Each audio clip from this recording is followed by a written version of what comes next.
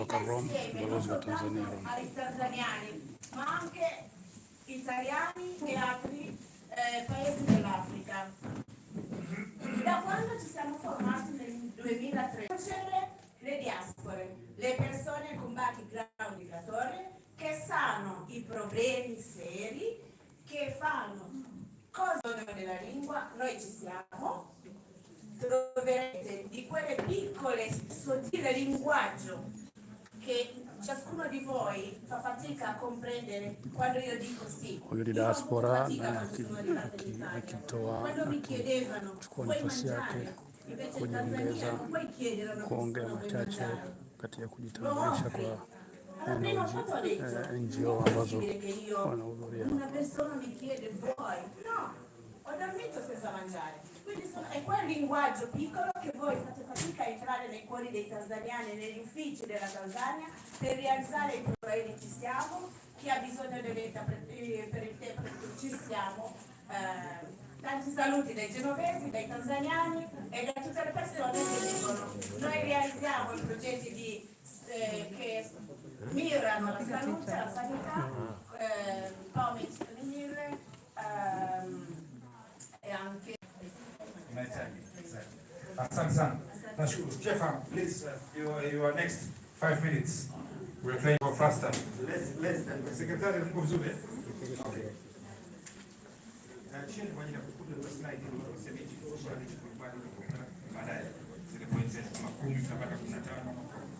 Okay. Okay. Okay, thank you. I got the presentation, but it's too long, so I will just try to use less than 5 minutes. My name is Luciano. I'm working for CEPA. We've been funded by a group of agricultural cooperatives. So it means that our main focus at the beginning was agriculture. So what does it mean, agriculture? Our idea is that if we are able to help the process of development, we notice that the associations of producers are not able or not able enough to work and to become a good marketing actor. And again, I say money to invest for education and health. In Tanzania, we are working mainly in 3 sectors. Energy sector, so it means small hydro plant for production of electricity. We established 3 hydro plants and covering actually 12 villages. So it means that we are Mkutano unaendelea. Ni presentation hiyo ya moja ya NGO ambazo zinafanya kazi Tanzania. Mheshimiwa Balozi akiendelea kuchukua points ambazo anazikusanya kwa ajili ya kuelewa changamoto zao, mafanikio yao na hata failure zao, lakini kikubwa ni kutafuta ushirikiano ambao unaweza ukawa modified na kuwa na impact nzuri kwa taifa. Kwa hiyo leo tarehe 26 mwezi wa pili hapa mjini Rome, Mheshimiwa Balozi Mahmoud Thabit Kombo, balozi wa Jamhuri ya Muungano wa Tanzania Rome, anaendelea na mkutano wake na NGO zote ambazo zinafanya kazi Tanzania na zina makao makuu yake hapa nchini Italy. Kwa kweli ni mkutano ambao una impact kubwa sana kwa taifa letu. Ni mkutano wa kwanza katika historia ambayo kwa kweli wenyewe wamekiri kwamba wamekuwa wakipata ushirikiano, lakini hajawahi kuitwa na kukaa pamoja kama hivi ili kujua mafanikio na changamoto ambazo wanazo. Kwa hiyo Mheshimiwa Balozi Thabit Kombo ana muda mchache sana katika nchi hii, si zaidi ya miezi 5, lakini kwa kweli anafanya kazi kubwa, amekushaonyesha jitihada kubwa na kuifanyia kazi hasa dhana nzima ya uchumi, diplomasia ya kiuchumi ambayo Mheshimiwa Rais wetu wa Jamhuri ya Muungano wa Tanzania Mama Samia Suluhu Hassan amekuwa akisisitiza kwa kupitia mabalozi wetu ambao ni wawakilishi wa nchi katika mataifa mbalimbali. Kumbuka kwamba Mheshimiwa Balozi Thabit Kombo ni mwakilishi wa Tanzania, lakini pia ni balozi ambaye anawakilisha nchi zingine ambazo za Balkani ambazo hakuna balozi wa Tanzania. Yeye ana cover area yote hiyo kubwa. Kwa hiyo ana kazi kubwa, ni kituo kikubwa cha kazi, na nadhani ni appointment yake ya kwanza kama balozi, lakini huwezi kuamini kazi anayoifanya ni sawasawa na mtu ambaye ana uzoefu muda mrefu na miaka mingi. Tuendelee kufuatilia, tupo live. Tafadhali share na kusubscribe katika channel yetu uweze kupata matangazo yetu moja kwa moja tunapokuwa huku ughaibuni. Wabongo Ughaibuni Media tumejikita katika kukuletea mambo mbalimbali ambayo yanaendelea katika nchi za ng'ambo, lakini hasa yanahusiana na taifa letu la Tanzania, mambo mengine ya kijamii. Kwa hiyo endelea kufuatilia, subscribe and ili uweze kuwa mtu wa kwanza kupata notes wakati tunapokuwa live au tunaposti au tunapokuwa tunafanya vipindi vyetu na vipindi ambavyo vinakuja hivi karibuni vya diplomasia ya kiuchumi, ambapo tutaweza kuwasikia mabalozi wetu live wakizungumza moja kwa moja changamoto zao na jinsi gani wanafanyia kazi masuala mazima ya majukumu yao ya kikazi ambayo kama wawakilishi wa nchi. Endelea kuwa nasi.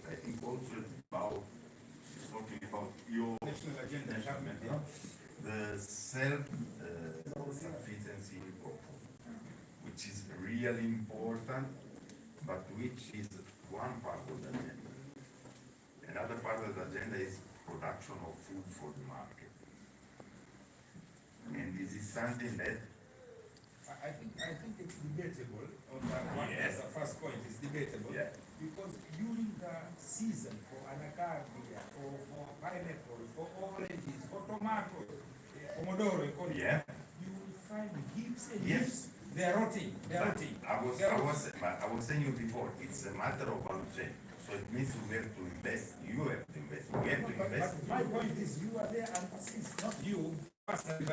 Yeah. Since 1976, I was 7 years old. I was 7 years old. But okay? Until now, I'm ambassador, 53 years old. No, but for example, we've been working on the milk value chain. I agree. But why not take the technology of dried pomodoro? You have very nice dried pomodoro in olive oil. I saw here in the supermarket. I like it on the toast. It's very nice. Why? Because the technology is really expensive, first. Because it's a difficult technology to use, and because I think that the first step is establish a good sector for production of tomato. Because if you want presentation inaendelea kwa lugha ya Kiingereza kwa favor ya Mheshimiwa Balozi, kwa sababu ndio kwanza ameanza kujifunza Kitaliani na yuko fast sana kiasi kwamba definitely hizo siku za usoni hapa atakuwa na flow tu Kitaliano na wageni wake. Mheshimiwa Balozi anajaribu kumchallenge mwakilishi wa NGO kuona kwamba kama wanaweza kufanya zaidi, kwa sababu hapo kwa Tanzania kwa muda wa miaka mingi katika kazi zao kama NGO, lakini kuna sehemu especially ya agriculture na kuthaminisha mazao ya biashara na mazao ya chakula, processing in general. Anajaribu kuwaomba kwamba waliangalia eneo hilo ambalo ni muhimu sana.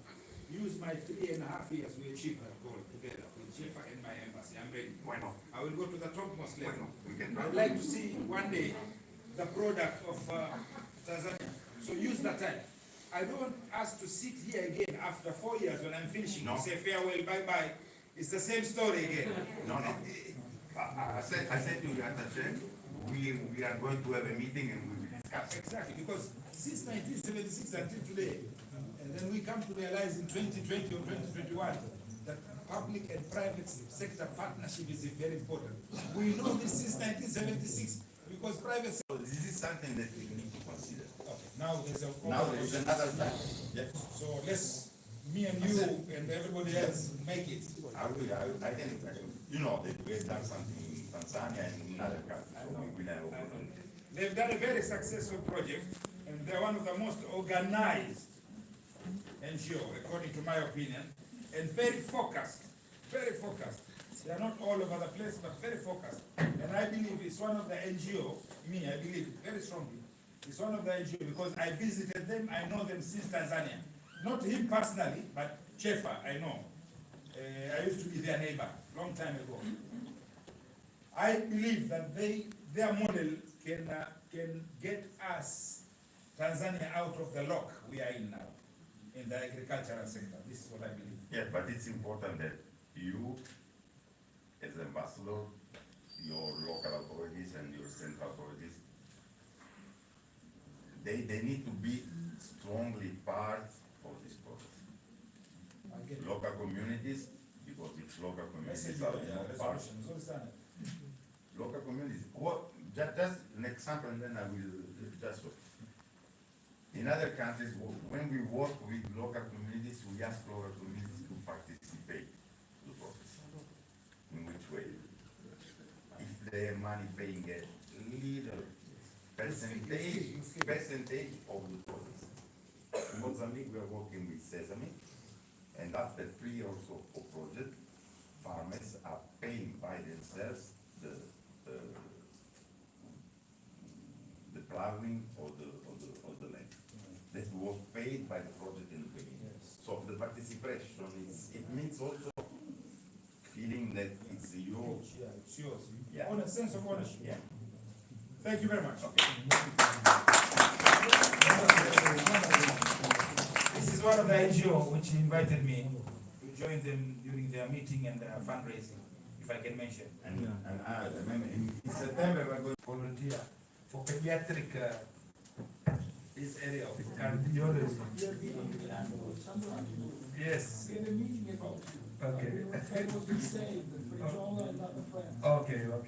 Okay, Kwan, welcome.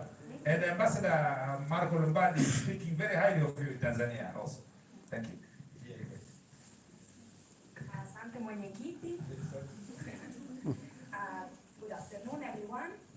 My name is Dr. Agata Miselli, and today I'm representing Dr. Sweet Africa Kwan. That is the Italian NGO I have been working for in the last 3 years while I was staying in Tosamaganga, Iringa region, Tanzania. Since I'm very new to this type of meeting, I beg your pardon, but please allow me to follow some written notes because this is not my usual activity.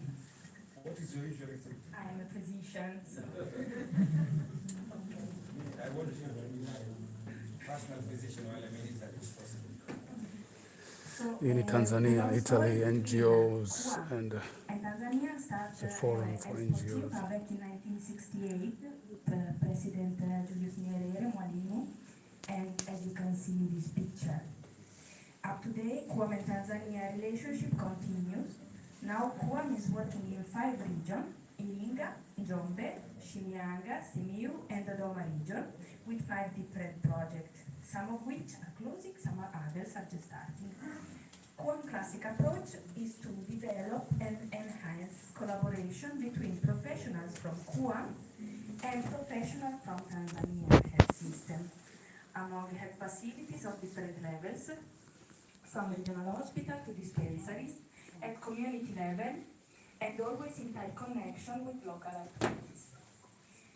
The following is a brief summary of the 5 different ongoing projects. All of these projects are mainly focused on health and disease prevention, as we were saying. The first project is the test and treat project in Shinyanga and Simiyu region, one of the biggest projects implemented during the last 5 years, approaching its conclusion. This project was dedicated to those affected by district. The second and biggest site of implementation implementation is in Iringa district, in Iringa region, and particularly in the MAANA hospital.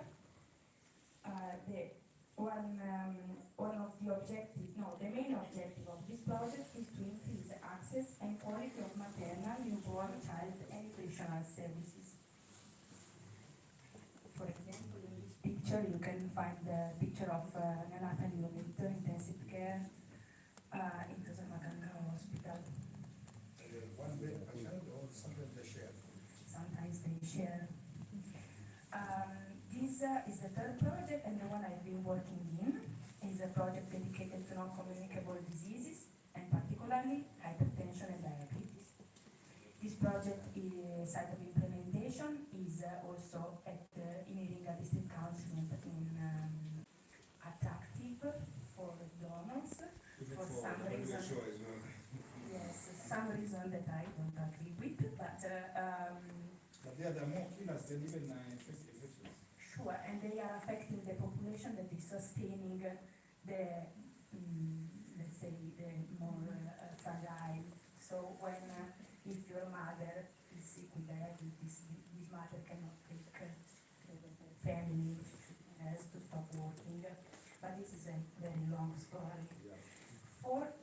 For project is nourishing the future.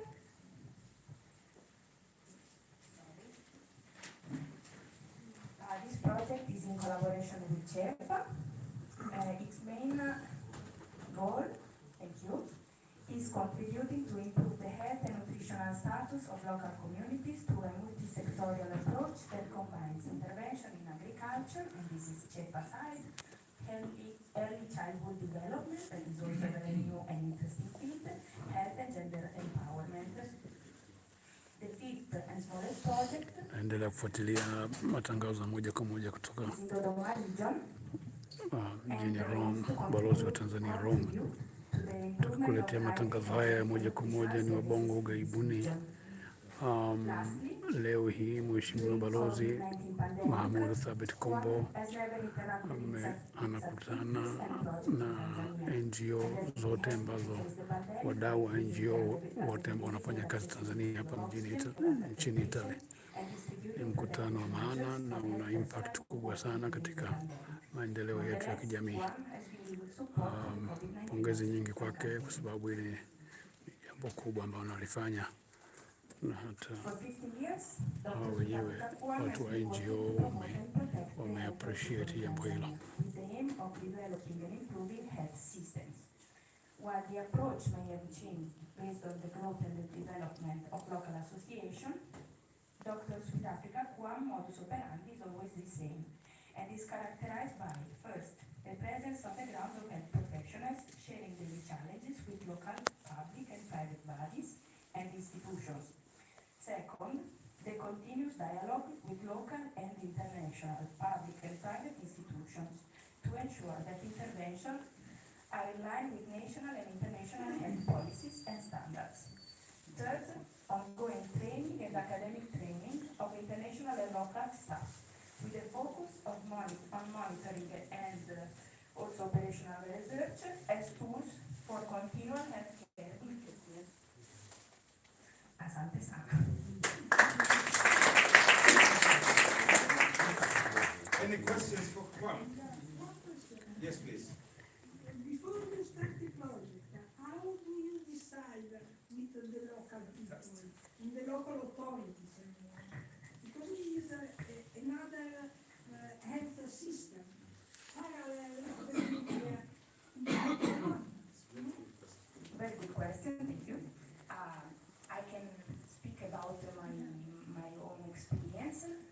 For example, in the region, QAM has a long history of cooperation. So, for example, the case of NCDs has been, the project has been started because it was a request, on a request of local communities, especially the patients in the hospital. Endelea kufuatilia matangazo haya moja kwa moja kutoka mjini Rome, balozi wa Tanzania Rome. So there was an act of organization on NCDs, and asked to the partner they were working with on other issues like maternal and childhood health to contribute to developing focusing on these conditions. So it is not always like this. Sometimes there is the influence of donors, but this is not the case. In this case, the project has been started because the request was raised by the local local authorities, or sometimes by district medical officers.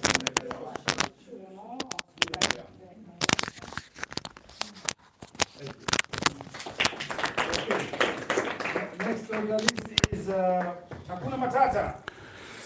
Hakuna matata, hakuna matata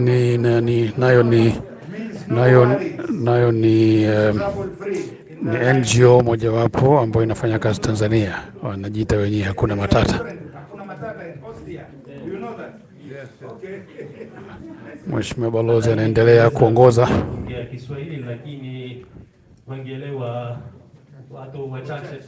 Kwa hiyo Kiswahili ni lugha kubwa hapa.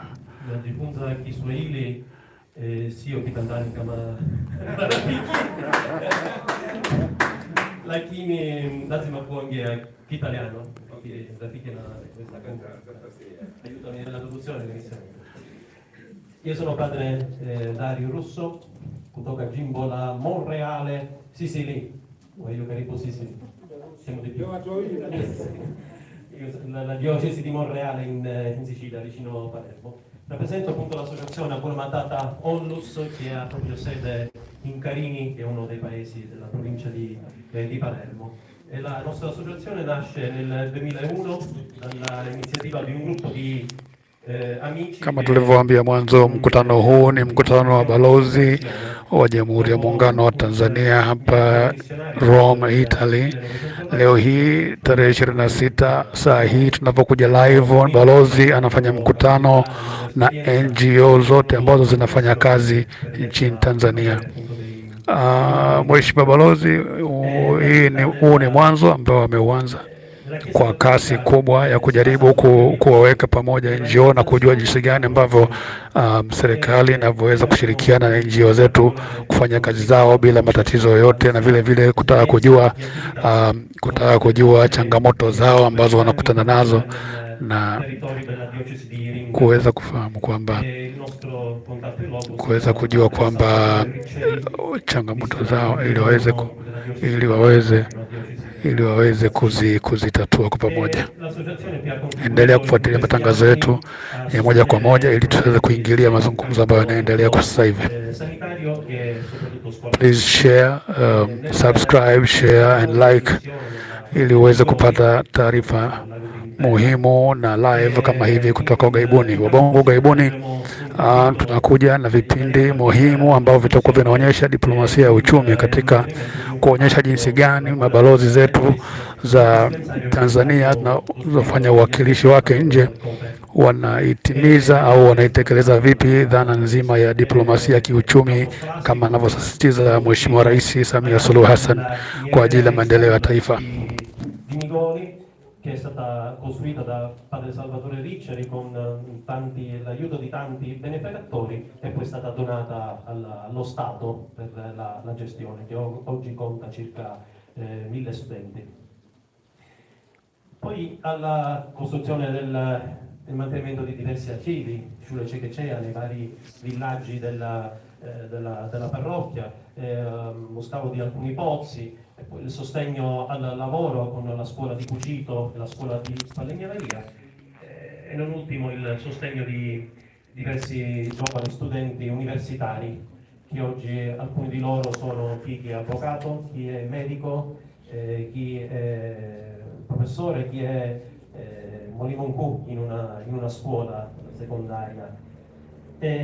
Un'altra zona su cui abbiamo operato nel villaggio di Tifo, invece, sempre uno dei villaggi della parrocchia appunto di Chitanegua, stiamo aiutando in maniera particolare la costruzione di una scuola secondaria che è statale, lo Stato, con la costruzione di 3 aule e lo scavo di un pozzo che ci è stato richiesto. E poi anche in questa zona, in questo distretto di Dodi, l'associazione ha contribuito alla costruzione anche di asili, di pozzi, anche nella scuola stessa secondaria di Dodi. E anche l'ospedale di Dodi e il piccolo Zanati di Mafogoro sono stati attenzionati, ecco, dalla nostra associazione, soprattutto per i reparti di maternità. Qualche mese fa abbiamo contribuito alle spese di viaggio di un ragazzo originario di Migoli, Israele, che è venuto in Italia già da diverse volte, è venuto per problemi al cuore, e ora l'ultimo stent che doveva fare attraverso, diciamo, una cura che ha fatto, non c'è stato più bisogno di intervenire, diciamo, al cuore, è stato seguito dai medici inizialmente di un ospedale siciliano e poi al nord, credo, di Milano, se non erro. Ogni anno nel periodo estivo, tranne questi ultimi 2 anni, causa pandemia, Pembeni ya Balozi unaweza ukamwona kuna mtu ambaye anaongea taratibu na Mheshimiwa Balozi anajaribu kumtafsiria kile kinachoendelea, kwa sababu mdau anayeongea sasa hivi anaongea katika lugha ya Kitaliani, na huyo anayetafsiri hapo ni balozi wa heshima ambaye yuko Milano akiwakilisha Tanzania kama balozi wa heshima. Leo pia naye amekaribishwa kuhudhuria, ingawa hili si eneo lake la kazi, lakini amepewa nafasi ya kuhudhuria na kuweza kukutana na wadau wa NGO ambao wanafanya kazi Tanzania. Endelea kutufuatilia, tuko live kutoka balozi wa Tanzania Rome. Fa la nostra associazione, ma soprattutto, ecco, per poter continuare in Italia a lavorare per il bene di questo popolo, facendo appunto rete, come si è più volte detto, e vivendo con lo spirito proprio di cooperazione questa magnifica avventura. L'associazione, in maniera particolare, gli introiti sono dal 5 per 1000 gettito dello Stato, poi, ma soprattutto conta i tanti benefattori risiti a lungo per morire. Grazie. Mdau wa NGO ambayo inaitwa Hakuna Matata ndio amemaliza, na amepigwa makofi kwa maelezo yake mazuri na kuonesha jinsi gani. Tumsikize Mheshimiwa Balozi.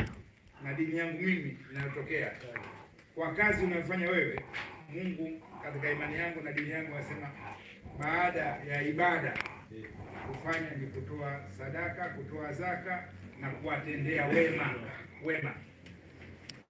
Mtu huyo anakwenda moja kwa moja peponi. Kwa hiyo naona wewe visa ya peponi ushapata tayari. Karibu. Watafsiria sasa Kitaliano. Watafsiria wao Kitaliano, na mimi c'è il lavoro che è stato fatto anche la mia religione, che è musulmane, come Dio che ci sostiene, ci aiuta, ecco, ci vediamo insieme, dice, in paradiso, ecco. Anaandika kutembelea Sicilia. Karibu Sicilia. Haya, Sicilia. Haya. Benite. Huyu ni padre ambaye anazungumza Kiswahili. Kiswahili ni lugha kubwa. Sasa anachukua, huyu ni profesa wa university ya hapa Rome, naye amepata nafasi ya kuongea katika mjumuiko huu ambao kwa kweli Federico Santi ni engineer, profesa wa University of Sapienza Roma.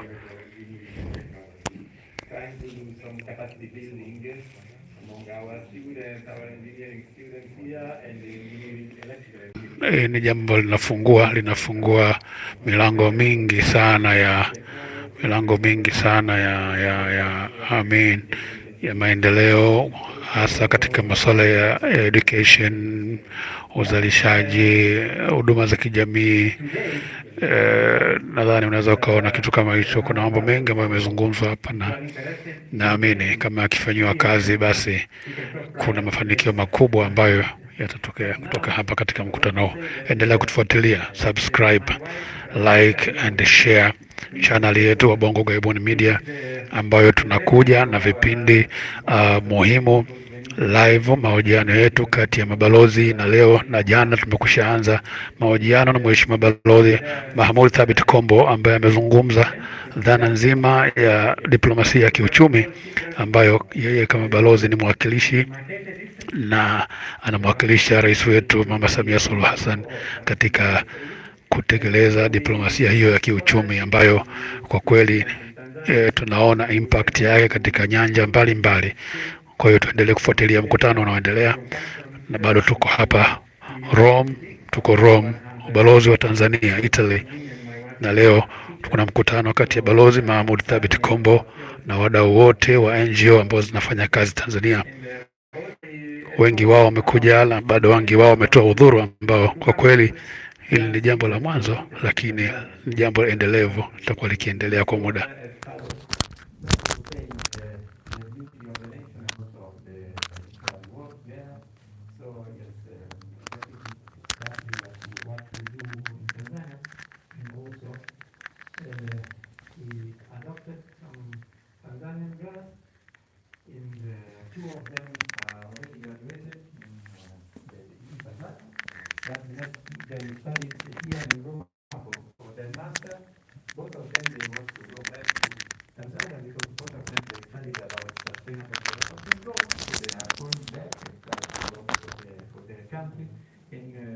One of the two wants to build the school.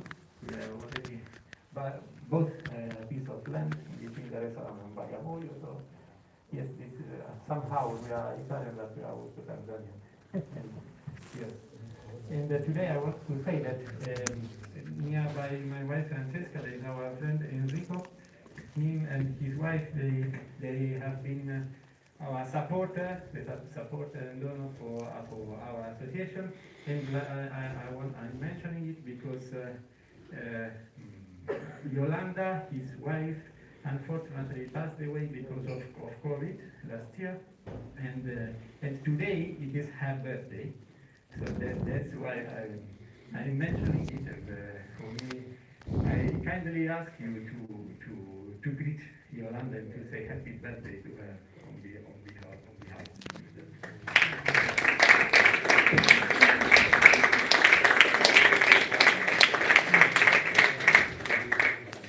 But with me, there's also another person. I would say an important person, because I think it is the first time in the history of the Catholic Church that a Tanzanian is the chief of an international congregation. Has been selected just recently, Sister Lilian Kapongo.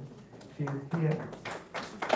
And I would like to invite her to say something about their activities in Tanzania, because of course they do many things. We are proud, you are making us proud at international level. Joe, ongea kidogo. Joe, piga debe kidogo. Watu hawajui Tanzania vipi inafanya mambo, lakini wewe ushahidi. Wewe ushahidi kamili. It is a revolution. Absolutely.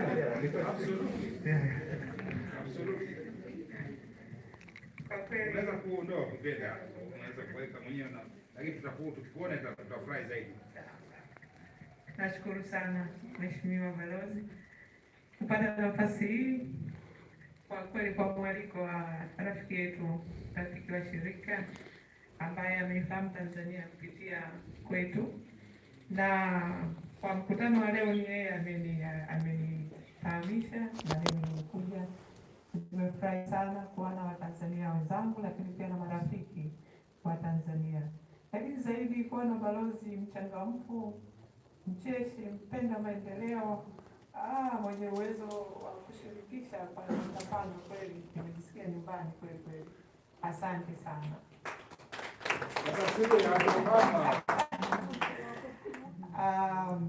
Ho ringraziato per questa iniziativa e grazie anche al nostro amico Federico. Come si è presentato, lui ha conosciuto anche la Tanzania tramite la nostra congregazione, che siamo suore carmelitane missionarie di Santa Teresa di Gesù Bambino. Sister Kapongo anajaribu kutafsiri kile ambacho amekiongea mwanzo kwa sababu ameongea kwa njia ya Kiswahili na sasa anakitafsiri kwa ajili ya wengine ambao hawaku lugha imewapita kidogo, lakini wengi wao wanasikia maneno mawili matatu wanasikia. Mheshimiwa Balozi, kama tulivyosema, jambo hili analolifanya ni jambo zito, ni jambo si jambo jepesi kwa kweli, kwa sababu hii ni dhana nzima ya kujiongeza ambayo yeye anapenda kuitumia kama ni kauli mbiu yake ambayo amekuja nayo hapa, kwamba Watanzania lazima tujiongeze, na kama kujiongeza kwenyewe ni huku, basi katika kipindi cha miezi mitano tu, chini ya miezi mitano, Mheshimiwa Balozi amekwisha fanya mikutano inayotofauti inayofanana na hii forum mingi, na amekwisha tembelea sehemu tofauti za nchi hii. Kwa kweli tunakwenda vizuri, na tarehe 6 mwezi wa 3 kuna mkutano mkubwa wa diaspora ambao utafanyika hapa vile vile Balozini ameuandaa ili kuweza kupanga mikakati na kuona jinsi gani ambavyo diaspora wanaweza wakashiriki katika kuleta maendeleo na kushiriki katika nyanja mbalimbali na kufaidika na rasilimali za nchi yetu na fursa ambazo zinatolewa kwa diaspora. Na kama mkikumbuka kwamba diaspora kuna sheria na sera mpya diaspora inakuja ya hadhi maalumu ambayo kwa kweli imewavutia Watanzania wengi ambao wanaishi ughaibuni, wanaishi ng'ambo, kwamba watapata fursa zaidi ya kushiriki katika maendeleo ya nchi na kutoa mchango wao, aidha wa kielimu, wa kiteknolojia na kadhalika, lakini vile vile kutoa ushiriki wao kwa NGO kama hizi ambazo huwa zinahitaji watu ambao wanatoa katika nchi husika. Kwa hiyo Watanzania ambao wako Italy, hii ni fursa kubwa ambayo Mheshimiwa Balozi Thabit Kombo ameitoa kwetu kama diaspora, kwamba tupate fursa na wasaa wa kushiriki na sisi katika kujitolea katika kupitia NGO hizi, au to create NGO zetu ambazo zitakuwa zina collaborate zitakuwa zinashirikiana na NGO hizi ambazo zina uzoefu wa miaka mingi na muda mrefu. Tuendelee kufuatilia matangazo haya kutoka ubalozi wa Tanzania Rome, bila kusahau kusubscribe, kulike and share so that we can be the first kupata taarifa tunapokuwa live au kuangalia matangazo yetu moja kwa moja kutoka ughaibuni.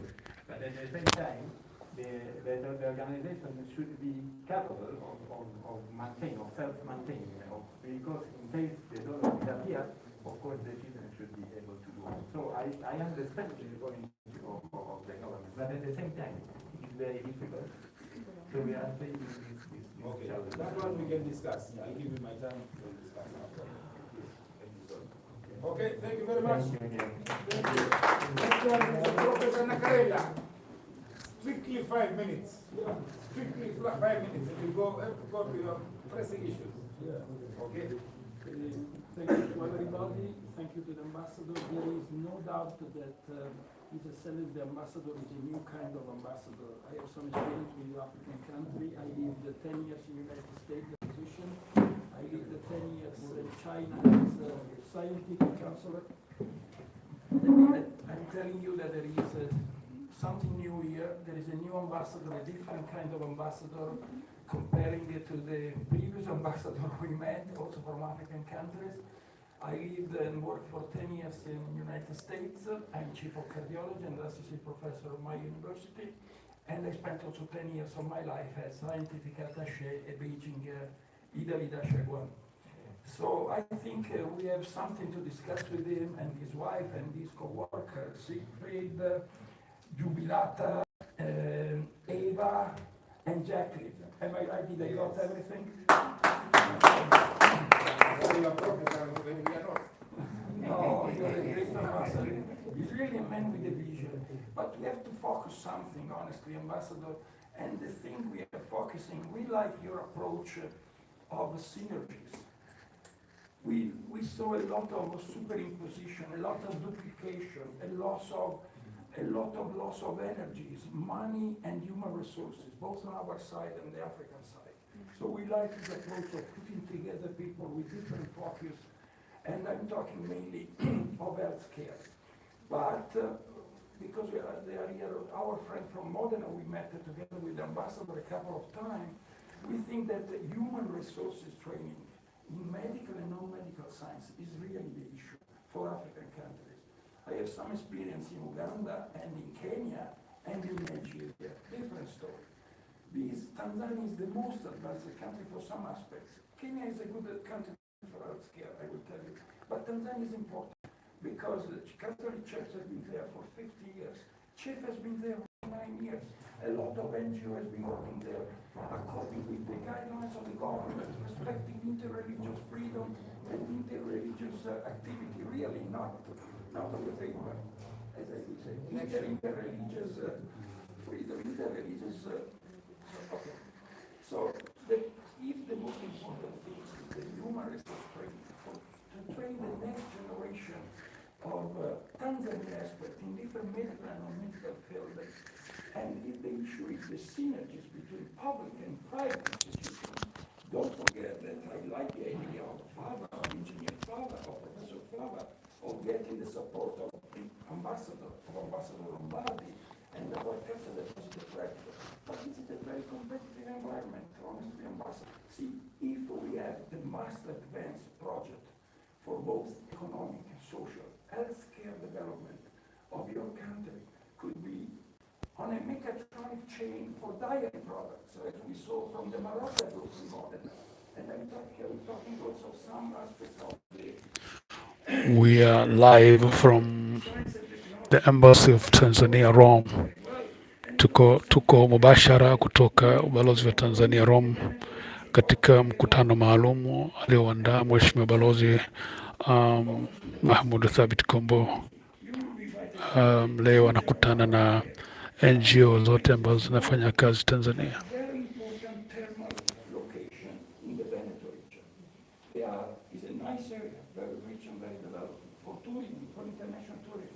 I'm talking of your beautiful island and the Veneto region. Don't forget that Monselice and Abano are really close. It's 20 minutes apart. It's not less than 1 hour to Venice, less than 1 hour to Cortina. So the most beautiful places for tourism. Let us work with some agencies, local agencies, and the Zanzibar agencies to improve tourism. It will be very important to support our humanitarian and the social and economic experiences.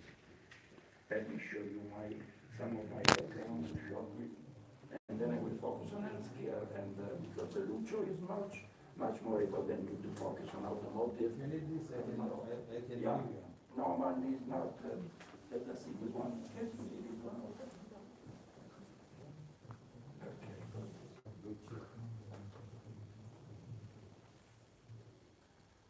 So we decided to have a platform, an international digital platform, because we can do the training of human resources from remote.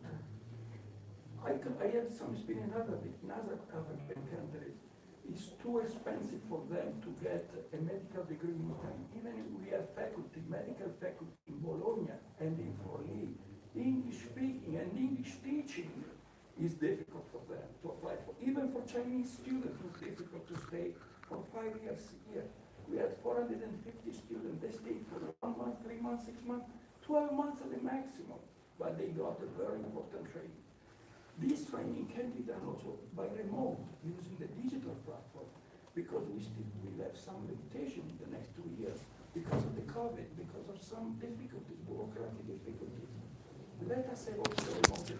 Profesa anaongelea kuhusu digital platform ambayo anaweza ikatumika vile vile kufundishia wanafunzi wetu ambao labda madaktari kupitia njia ya mtandao ambayo itakuwa ni njia rahisi na cheap kwa ajili ya kufundishia na kupata ujuzi ambao wangeweza kupata huku ambako ni kosti zake ziko juu zaidi. Tafadhali share link hii ya YouTube live kutoka Embassy of Tanzania Rome kwa diaspora wote, ili waweze kuangalia kitu gani ambacho kinaendelea hapa na kujua fursa ambazo zinaendelea, ambazo Mheshimiwa Balozi amejaribu kuzisogeza karibu kwa diaspora zaidi.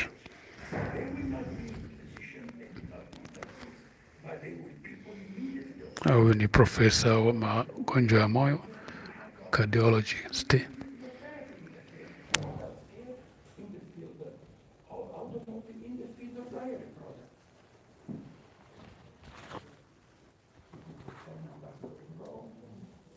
And then we have some important likes. Yeah, I finished. Promoted we at the YOR, our orthopedic institute, is already working for free in Kenya. It's Fadini and Donato. Then we have Gali. Let us work together for what already has been done by their association. Infectious disease, communicable disease is still a problem. Not because they are younger.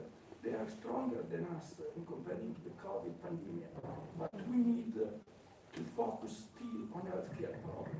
I received from His Excellency the Ambassador the project, the LC project, from they are still having a very high children and mother mortality and morbidity.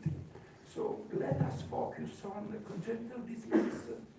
He has been with me by himself, but I work with some donato group in China, so they told me that the Ambassador asked bambini cardiopatici nel mondo and our piccoli cuori of Bologna to be able to operate some of these patients, both there and both in Italy. Let us focus on communicable diseases, which is still a problem. Schistosomia is really the second largest and director of a missionary society in Africa from Genova. We can train your nurses, you can train your sister, your nuns, and your priest, not just to arise vocation and to grow up the religious sentiment in the population, but also to have some basic of healthcare education for preventive medicine, for early screening, could be very well accepted by the government. To be religious at the same time to be very useful for the society, for the human promotion. Tutaendelea na matangazo yetu ya live. Tunaendelea na matangazo yetu live kutoka ubalozi wa Tanzania Rome.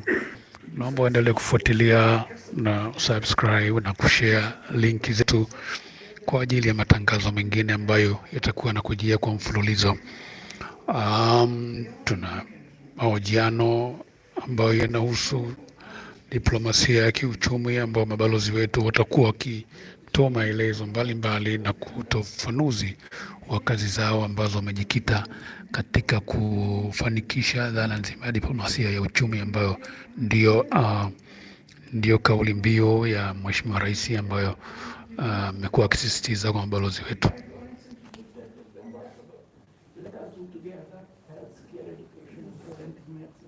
As the most important, the cheapest way to keep safe the people, to grow, so they can take care of their economic and social development there. Most of all, I would like to, I don't have to support Gali. Gali will do that work for Africa for free. We get paid from India, from Azerbaijan, and from Uzbekistan. But for Africa, is a different. We can get support from the CTO of Bologna, from the CTO of MAANA. There is a city-to-city friendship. It's not an international politics. It's by the regional government and the regional level. But the CTO, the city-to-city franchise we did with the Bologna CTO could be Dar es Salaam, Bologna, could be a very important issue.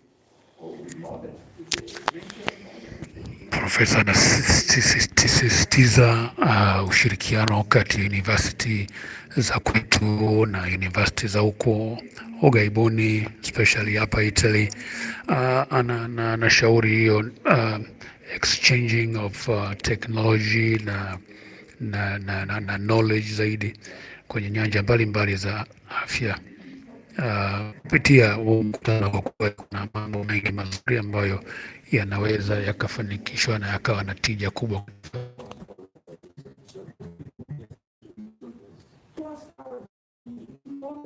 There's a fully funded fellowship for students.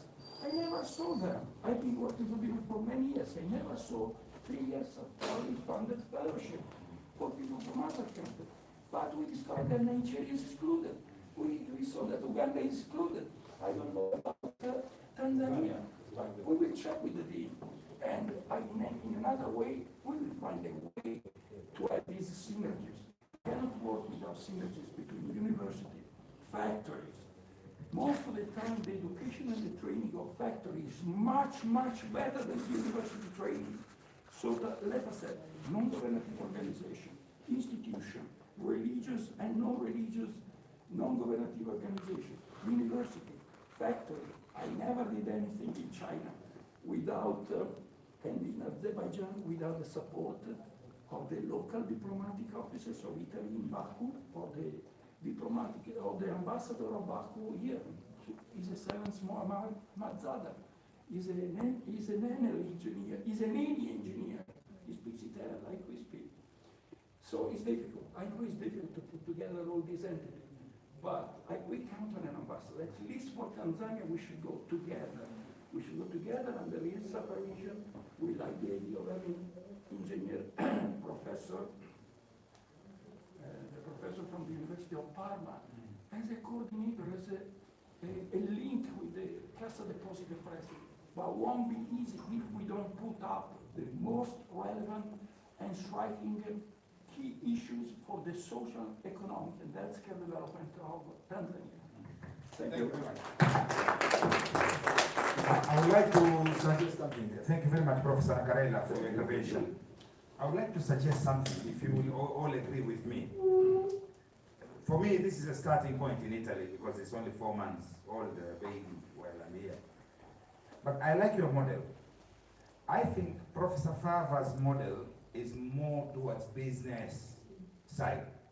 Your model is more towards NGO side, number one. Both. Okay, both, I agree, but more towards NGO because these are non-profit. Those guys, Fava's guys, are quite profit.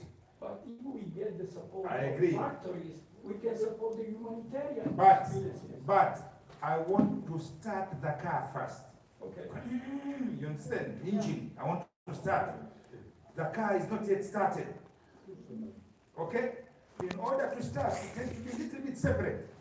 Until this car drives and the other car drives, then we join the trailers. And then we go through the same journey. I've experimented this in the Ministry of Health, so a little bit, I was talking to the journalist there. I have some experience from the past. I think the best way, and this should be also in the resolution, to form a small committee. People like you should be there in that committee, because I cannot start everything. Tomorrow I'll be sent, I have Croatia, I have Serbia, I have Albania, I've got Greece, I've got Malta, all of them under me, so I cannot start everything. But I can be part of you and observe and help you with my officers, Eva and others, okay? That committee should be, you should be there.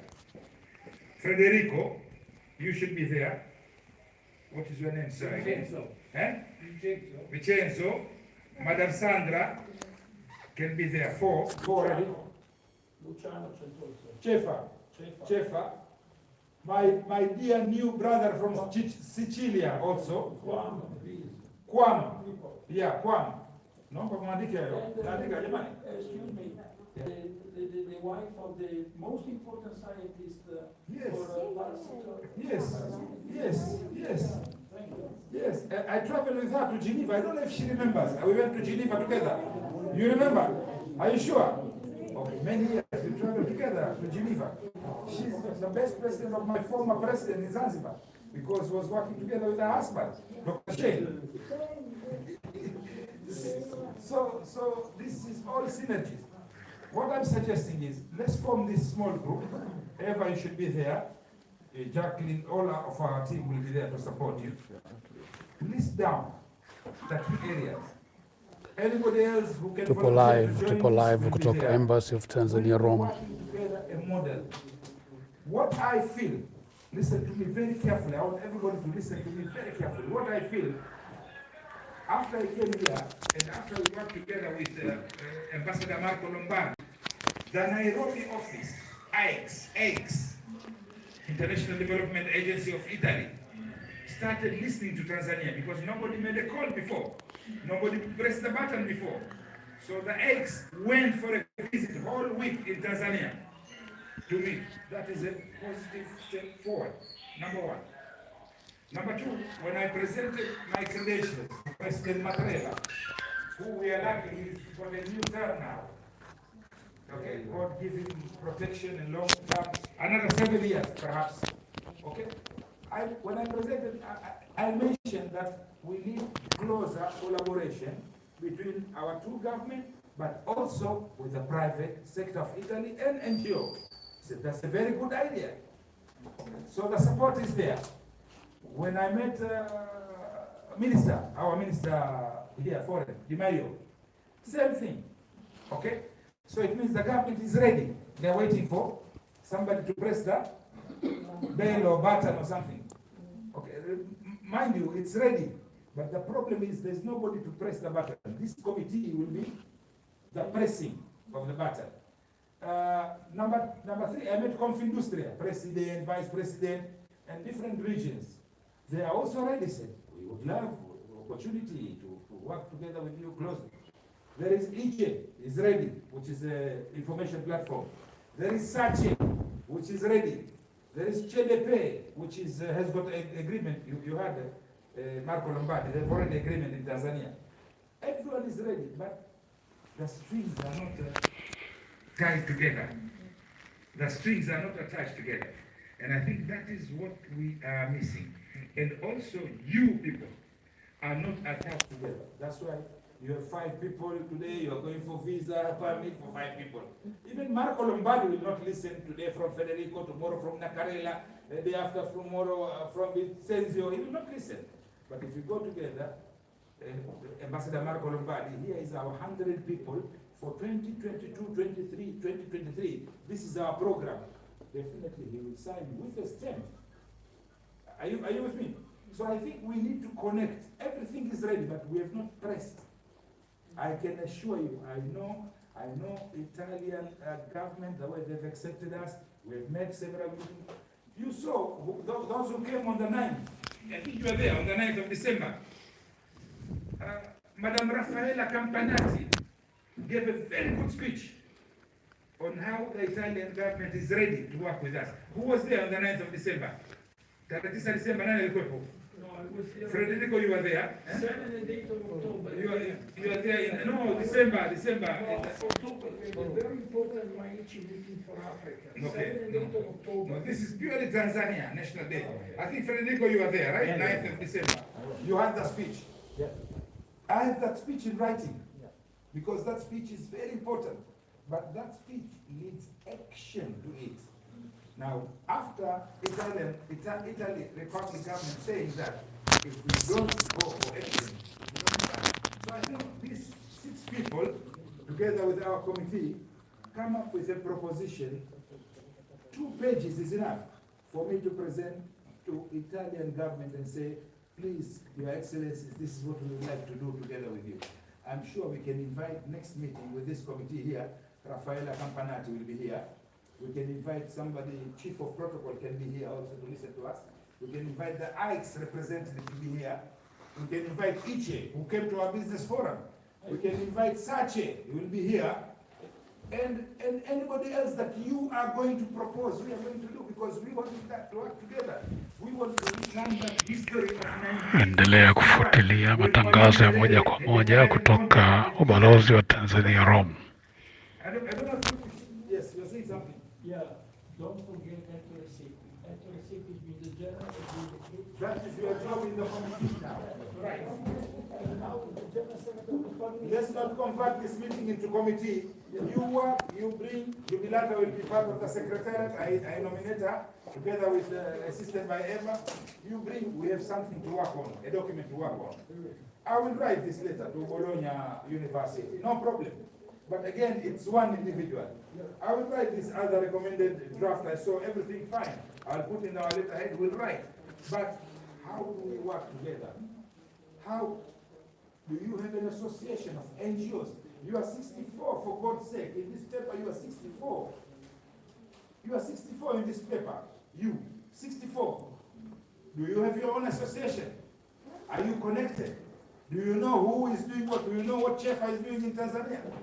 Do you know Your organization, Mheshimiwa Balozi anajaribu kuwa challenge NGOs ambazo zinafanya kazi Tanzania kuwa na network yao ya pamoja ambayo itaweza kurahisisha utendaji kazi wao na ushiriki wao pamoja na serikali katika utendaji kazi.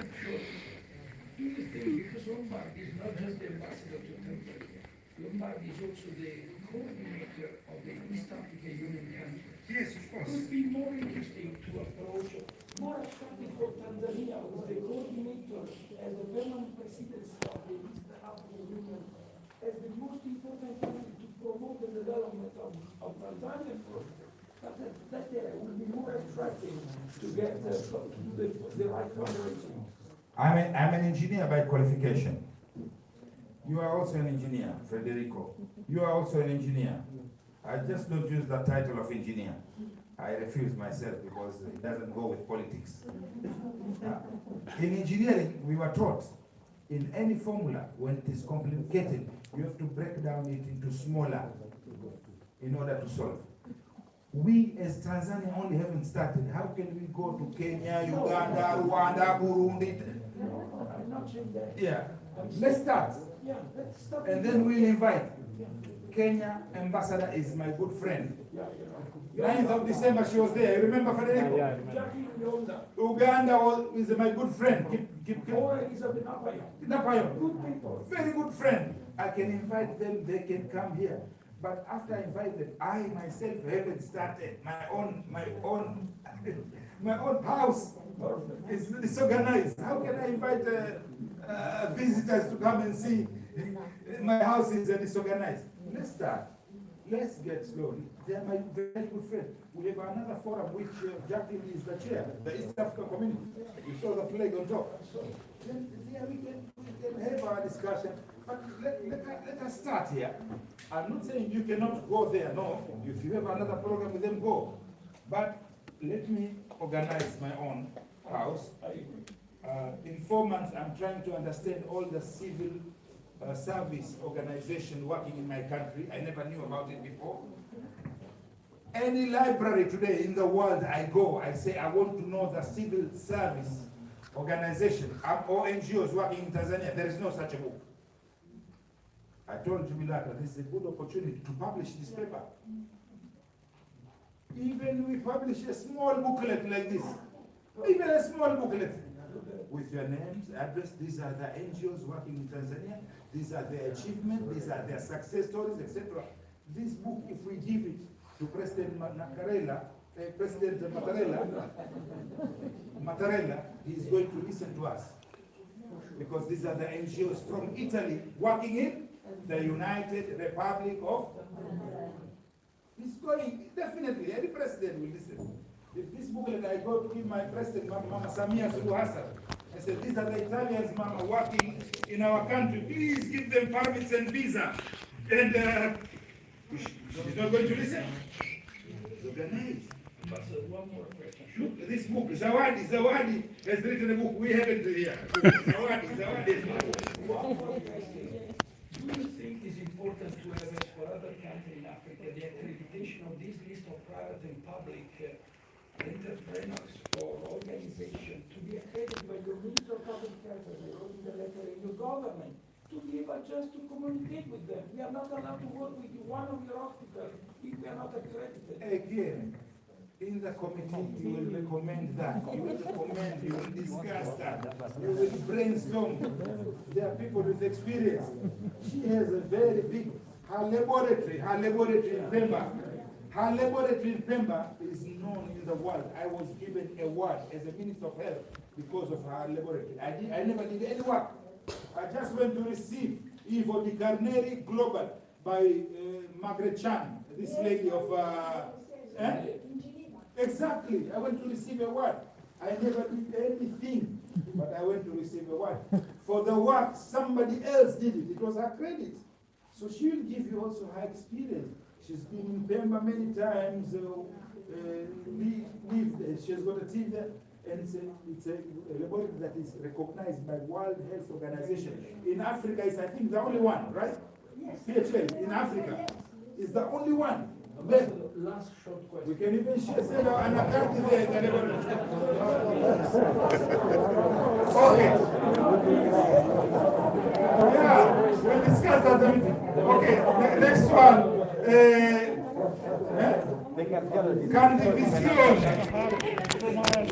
Condivisione. Condivisione. Ah, Mswahili mwenzangu, karibu sana.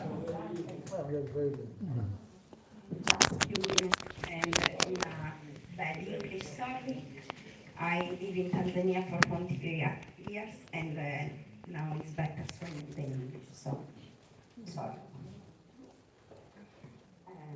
Our association is Community Association of John 23rd. We present in Tanzania since 1990 in Nchini, Iringa, and we start present like missionary, and we start to live with a person. And when you live with a person, you can understand the culture and the needs. So we start our project when we start to know the needs of the person, not like a project with like a cooperation. So now we live there, and we take care of children in need, orphan children. Then we have center for visible children in Dar es Salaam, and every year like 40 children take care in this center. And we have many programs in the here you can see also in the website.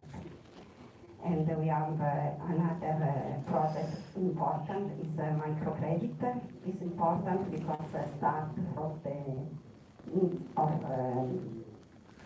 Mama that are many children, and we have not to do for take care of children. So the operator of project monitoring the progress of the activity, and they have a training for the Mama, 20 days of training, and we can provide them with basic notion of economy and business. For the first 3 months, women also receive food, school, and health support. We are thanking for the year. I know that CAM is running, so thanks. Thank you very much. I really appreciate it. Any questions? No questions. Popolo running. Popolo. No. Okay, fine. So this is the last one. Resolution. Straight on your resolution. Please. Yes, I now here. One by one. We agree, we go to the resolution. Whatever we agree, we agree. Whatever you disagree, I do it. I say, okay, let's work for me. Presentation imekwisha. Sasa hivi tunaendelea na resolution ambayo ni yani yale maamuzi ambayo wanaweza kuyachukua kama NGO na mapendekezo ambayo yatakuwa yamechukuliwa. Just before the resolution, I want to share. We are not here today. We are already the first time to share what you are doing together. But one thing is that I think is better before to propose to stay together. Okay. Where is our vision to go to stay in Tanzania and do something and do something? Who is the vision together? Maybe not next. What I propose next meeting here is to share the vision and what is the relationship between our institution and Tanzania. Because it's not a sufficient that I want to do something and give something in Tanzania. It's also important also what is the vision, how the mission in to go something and to go together. No, it's sufficient that stay together. But how? Okay, wait. No, wait. You have raised a very good point. You have raised an excellent point. And I agree with you. But the problem is, number one, we are doing the resolution so that I can have a homework to go and do my homework also.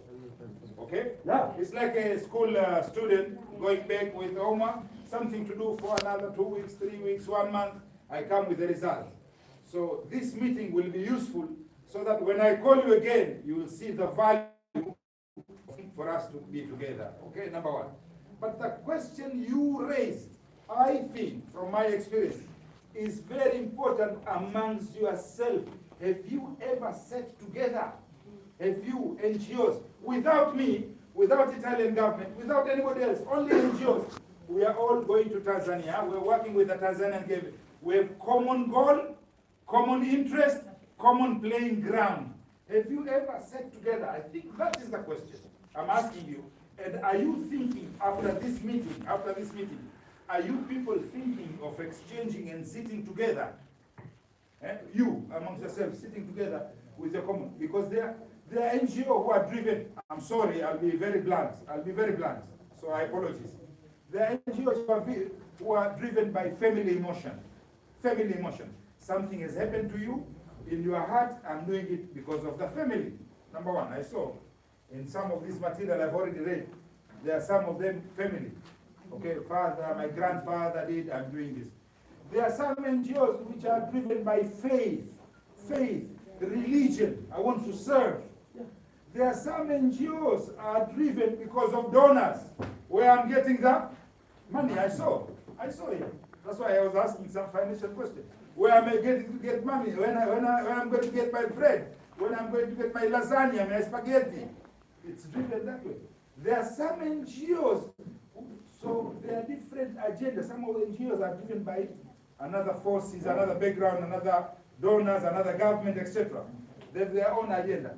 So the problem is what you are saying, to put them all together in the agenda. Is sufficient that for the cooperation, what you say?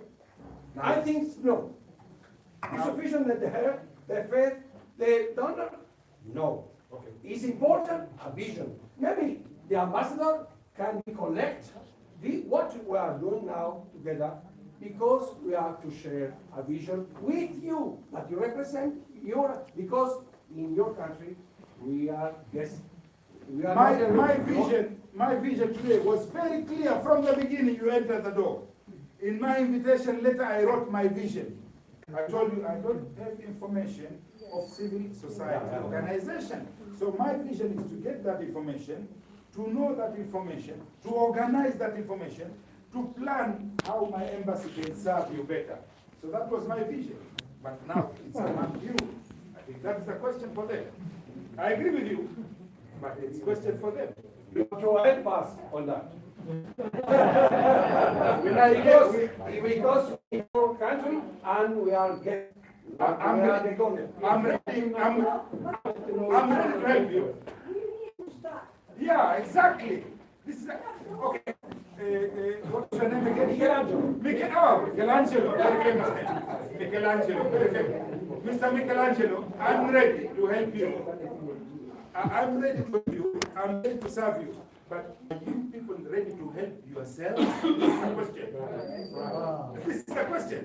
And where I'm sitting, Mr. Michelangelo, where I'm sitting, in my position, I don't see you helping yourself. I don't see you communicating yourselves. I don't see you coordinating yourselves. I don't see you exchanging information of understanding who is doing what. There is duplication. There is everything. From my position, I see a lot of mess, to be honest with you. I want, at least, when I'm inheriting that, I want it to be an organized mess. You get my point? In order to keep every plastic bottle here, organic waste. Mheshimiwa Balozi wa Tanzania, wa Jamhuri ya Muungano wa Tanzania, His Excellency Mahmoud Thabit Kombo ni mtu ambaye huwa hazunguki mbuyo. Yeye huwa anapiga point moja kwa moja, anapiga kwenye mshono. Manake hapa amezungumza na wadau wa NGO, lakini amewapa ukweli ambao hawawezi kukataa, na wenyewe wameukubali na kupiga makofi, kwa sababu ni kweli kwamba hakuna coordination kati ya NGO zote ambazo zinafanya kazi Tanzania. Michelangelo ambaye amesimama kwa muda huu alitoa ushauri kwamba instead, badala ya kuchukua maoni au vision ambayo labda wataenda kuifanyia kazi kwa sasa, ni vyema wakaja kutana tena na kila mtu arudi na mapendekezo. Lakini Mheshimiwa Balozi amempa mfano kwamba ni vyema wakapata huo mwelekeo sasa hivi, ili yeye kama balozi aweze kufanyia kazi katika kama homework, ili watakapokutana tena, ili waje na kitu ambacho kilichokamilika. Kwa kweli mkutano unaendelea vizuri. Kwa sasa tunasubiri wasaidizi wa balozi waje na dondoo za mwisho.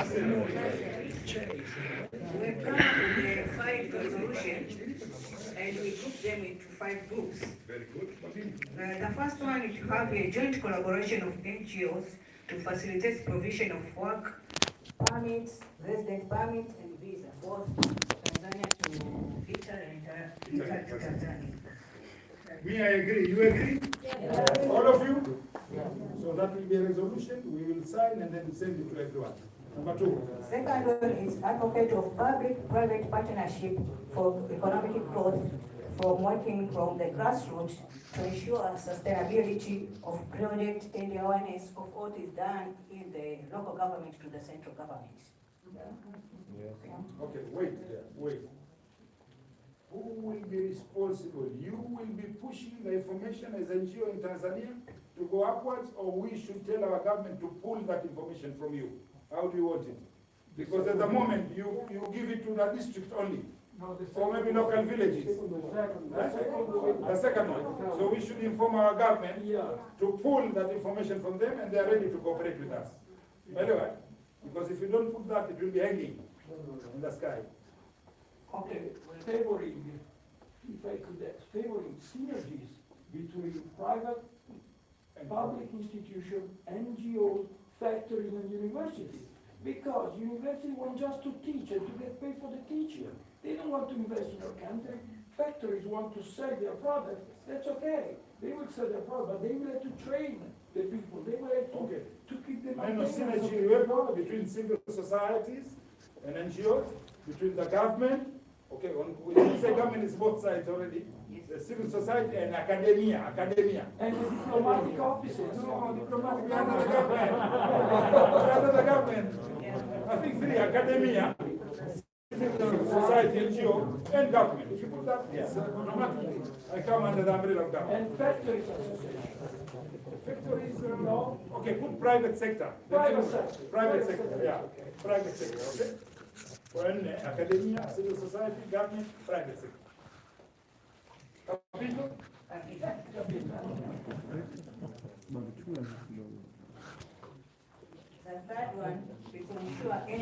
Tuko live tukifuatilia mkutano wa Mheshimiwa Balozi wa Tanzania nchini Italy hapa Rome, lakini vile vile diaspora nao vile vile wanashiriki kikamilifu katika mkutano tangu asubuhi ulipoanza mpaka sasa hivi, wakiendelea kufuatilia fursa za kimkakati ambazo Mheshimiwa Balozi amejaribu kuzifungua kupitia NGO zetu ambazo zinafanya kazi Tanzania. Tuendelee kufuatilia matangazo haya ni live kutoka Ubalozi wa Tanzania Rome. Mheshimiwa Balozi anaongea. Hizi ni 5 resolution ambazo zimekuja, wasaidizi wa balozi wamekuja nazo ili kuweza kufunga mkutano huu. Tunaelekea ukingoni kumaliza mkutano huu.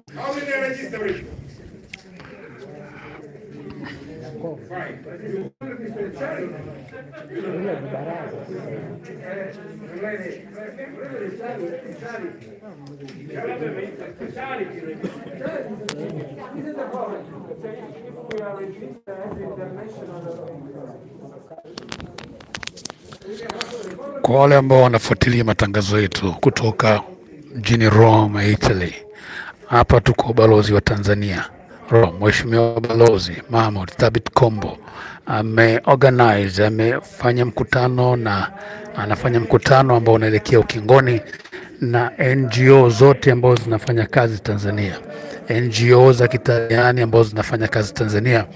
Leo wamekutana na kujaribu kupanganua changamoto na kupanga mikakati endelevu itakayosaidia kufanya kazi zao za kijamii katika nchini kwetu. Ni mkutano wa maana sana ambao Mheshimiwa Balozi ameuandaa. Kwa kweli anastahili sifa na anastahili pongezi nyingi kufanya mwanzo huu mzuri ambao utafungua milango mingi ya kimkakati, ya kibiashara, kielimu, afya na kisekta zote za maendeleo. Kwa hiyo tuendelee kufuatilia, lakini usisahau kusubscribe, share and like channel yetu wa Bongo Ugaibuni, ambao tutaendelea kukupa matangazo ya moja kwa moja na vipindi maalum kutoka Ugaibuni.